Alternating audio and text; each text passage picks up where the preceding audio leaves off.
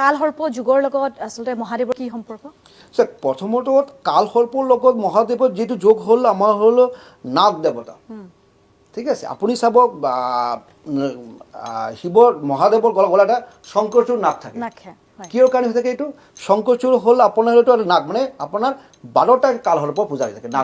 নাগৰ main দেৱতা হল শংকৰচূড় শংকৰচূড় আপোনাৰ শিৱ ডিঙ্গিত থাকে তো এই নাগ এই কালসৰ্প যদি পূজা কৰে ভাল ফল পাব আৰ যদি ভাবে কোনোবা কালসৰ্প যোগ নাই তো আপোনাৰ ৰূপৰ অথবা তামৰ নাগ নাগিন দুটা নাগ বনাই যদি শিৱ মন্দিৰ যদি দান কৰিব পাৰে মানে শিৱৰাত্ৰি দিনা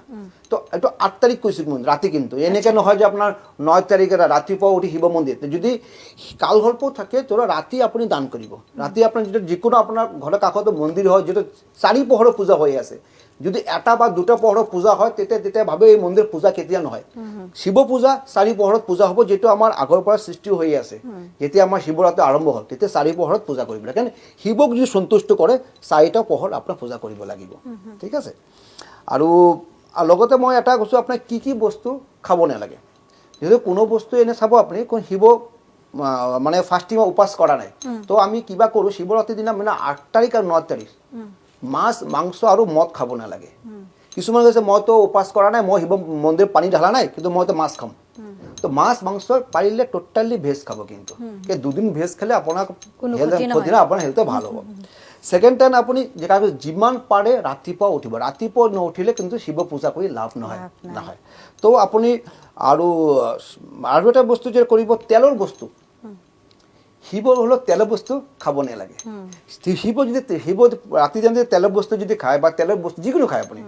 তাহলে আপোনাৰ কিন্তু শিৱ কিন্তু এটা সন্তুষ্ট নহয় উল্টা আৰু নেগেটিভ হৈ থাকে আৰু এটা প্ৰশ্ন কৰোঁ যেহেতু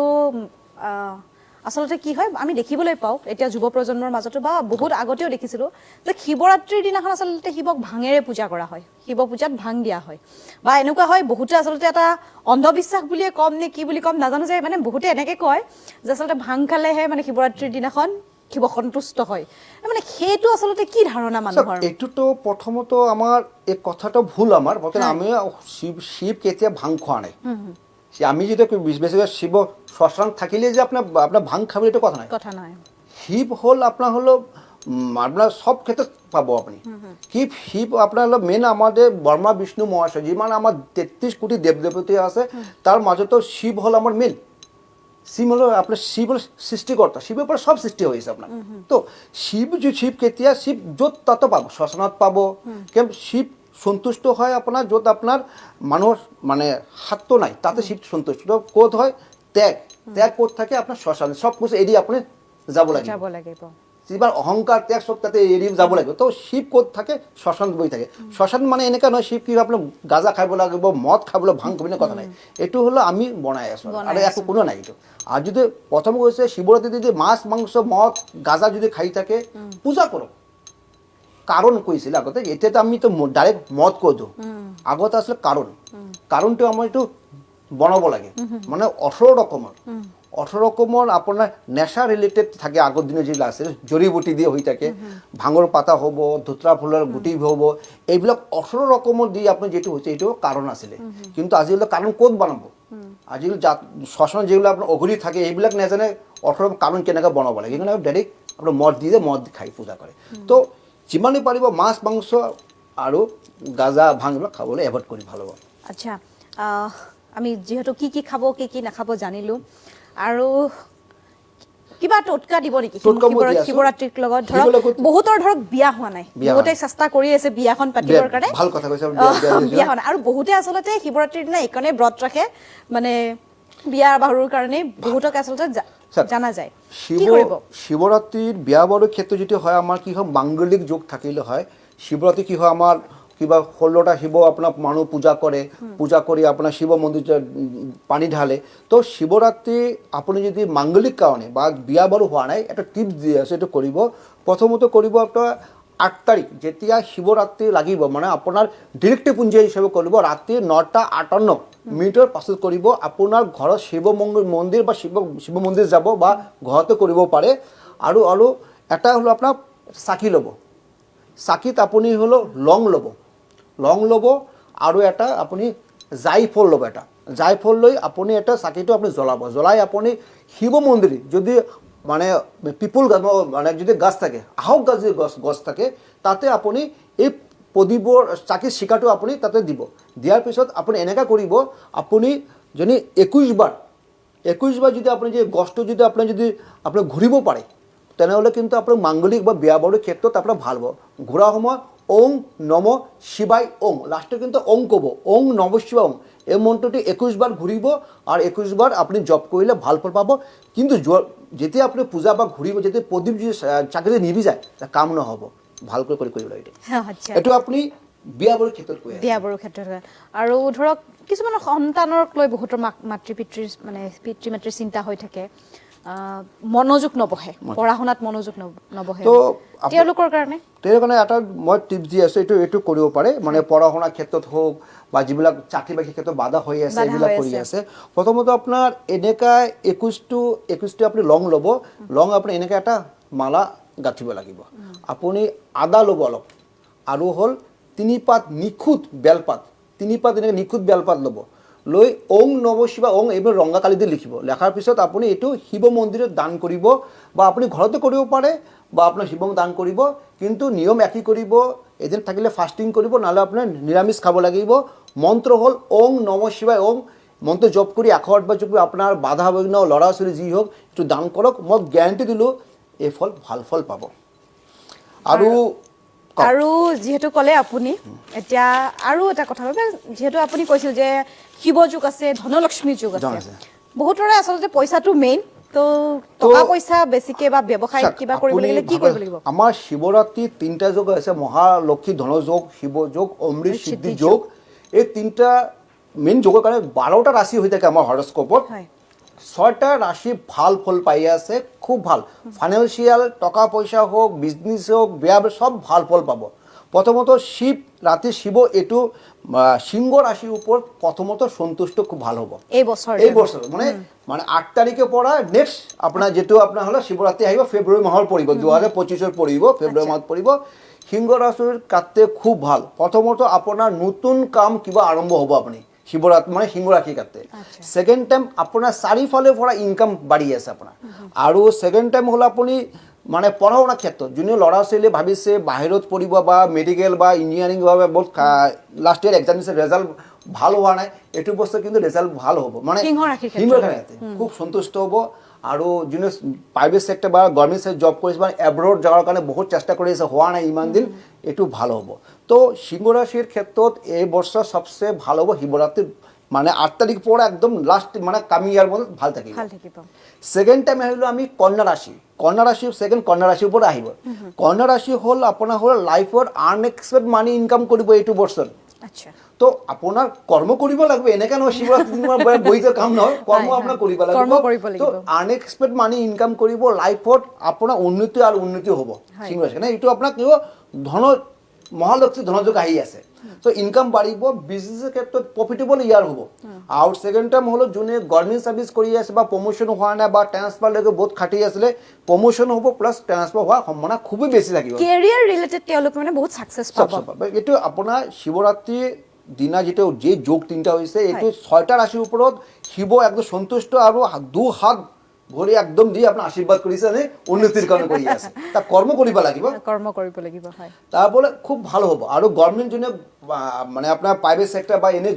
জব কৰা আপোনাৰ ভাবি জব কৰিব, জব হোৱাৰ সম্ভাৱনা বেছি থাকিব। যোনে গভৰ্ণমেণ্ট ছাৰ্ভিচ কাৰণে এক্সাম বা খাটি আছিলে তাক গভৰ্ণমেণ্ট ছাৰ্ভিচ হ'ব কিন্তু। তো শিৱৰাত্ৰি 2টা ৰাশিৰ কাৰণে ভাল, আৰু কৈ আছোঁ মই, কিন্তু নিয়মবিলাক কৰিব, যি নিয়ম মই ক'লোঁ আপোনাক।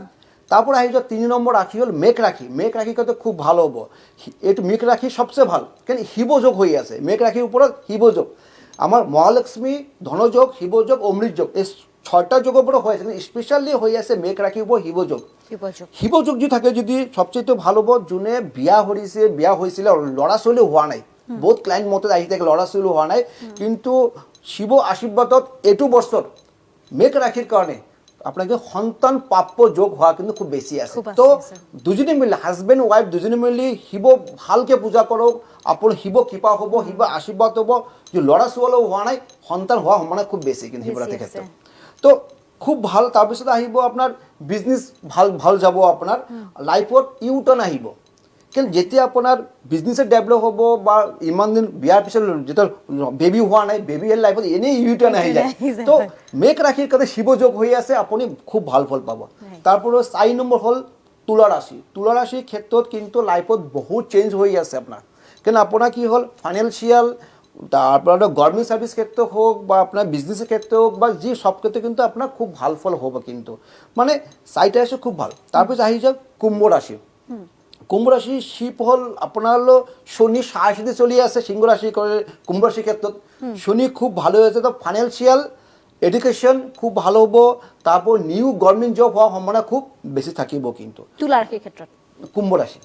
কুম্ভ ৰাশি আৰ হলো মকৰ ৰাশি লাস্ট হল মকৰ ৰাশি 12টা ৰাশিৰ ভিতৰত মকৰ ৰাশি হল লাস্ট ভগৱানৰ কৃপা বহুত এবাৰ সাকসেসফুল বহুত পাব এডুকেশন খুব ভাল ফল পাব